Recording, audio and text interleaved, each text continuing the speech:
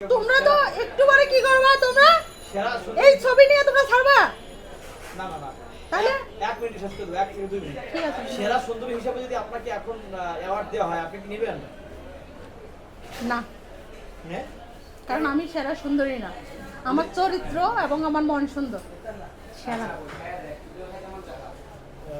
আপনি বলেন তাহলে সুন্দর সুন্দরী কে বাংলাদেশে সুন্দরী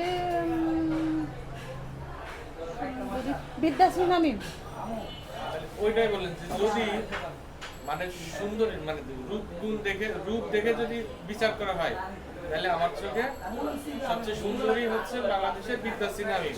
আর যদি মন এবং চরিত্র দিক থেকে বিচার করা হয় অ্যাওয়ার্ড দেওয়া হয় তাহলে সেটা হচ্ছে আমি সুন্দর করে বলে দেন হ্যাঁ অ্যাকশন আপু যদি আপনাকে এই মুহূর্তে সেরা সুন্দরী হিসাবে অ্যাওয়ার্ড দেওয়া হয় আপনি কি সেই অ্যাওয়ার্ড গ্রহণ করবেন না কেন